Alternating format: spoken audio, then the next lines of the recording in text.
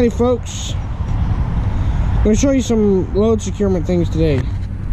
So most people know what a ratchet strap is, but a lot of people, unless you drive a truck, don't know what this thing is. This is called a winch. It's not a ratchet strap because it doesn't ratchet. It's just a winch. You keep cranking on it, cranking on it, and cranking on it. But I'm not gonna lie, when I first started, I didn't know exactly what to do. It was very simple and I figured it out quickly, but here's a video on how to use one so you don't have to figure out yourself if you don't know. Figured it could help somebody who knows. Plus, some people who aren't into this, you know, might just want to know about it anyway. So anyway, it's a winch. There's a bar, there's a spool going through there with a slit in it. That's what the strap feeds through, kind of like the on a ratchet strap.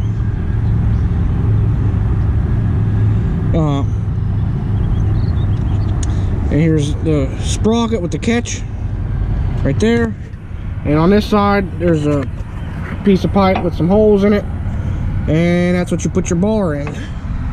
This is your bar. This right here is for snap binders, lever binders instead of the ratchet binders.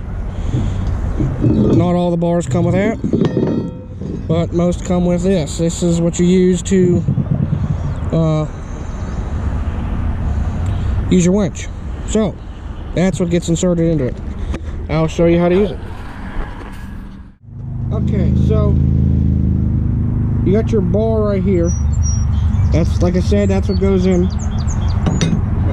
Put it in, push it down, and then over here there's the catch lever right here. Keep these lubed up so they don't get stuck. Flip that up and over so it doesn't get caught. Now you can remove your bar. And this is if you have a strap on it. If not, you throw your strap over and feed it through.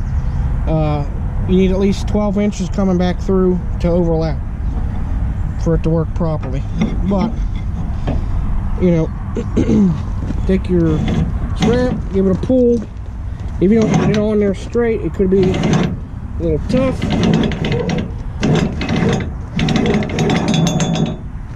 There we go. Slide this over top. These are on sliding tracks. They make ones that hook into your stake pockets, and some I got one are welded on. They have bolt-on ones too. Behind the rub rail, it's called a rub rail for a reason. That is in case something rubs down the edge of your trailer, you don't slice your strap and lose your load.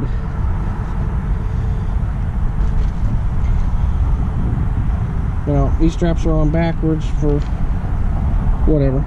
You don't have to worry about that. You hook it on the rub rail.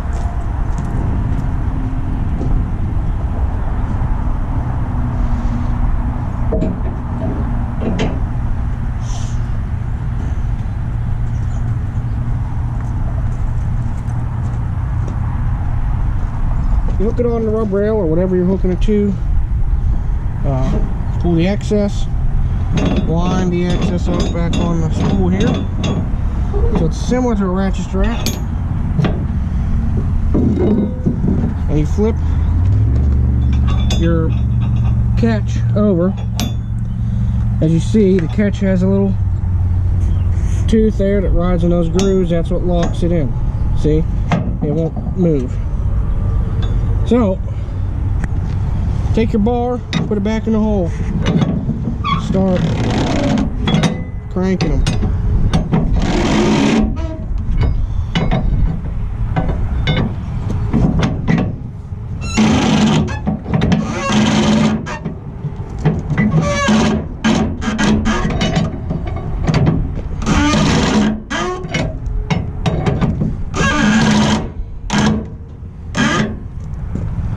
It'll get tight. As you can see, you can get a tighter. You can stand up on these if you so choose. Just be careful you don't slip, or else this bar becomes a nutcracker. So, and you will be waddling and rolling in a ball on the ground. Hasn't happened to me, but has happened to people I know, so just be careful. Also, if you're working on a higher trailer, this is only 36 inches off the ground. Gotta watch about your face. It's kind of similar to the lever binders. This bar, if you don't get it in the groove and it's got some good tension on it and it flies back a notch, or something slips, and you could bust your jaw. So be careful about that, but that is how you tighten these, and it's tight. Now to loosen, press down on it, that catch, make sure you don't get pinched, flip it up, loosen it, take your bar out, give her a tug. There you go, it's loose. You can go over, unhook your strap. You can take your strap off, roll it up, or hook it on and roll it up onto the spool like I do. It's your choice, but that's how you use a strap winch on a trailer. So thanks for watching, hope that helps you guys. Don't forget to like, share, and subscribe for more. You can find me on social media, K30 Crazy on both Facebook and Instagram. And as I end all my videos, stay crazy and have a good one, people.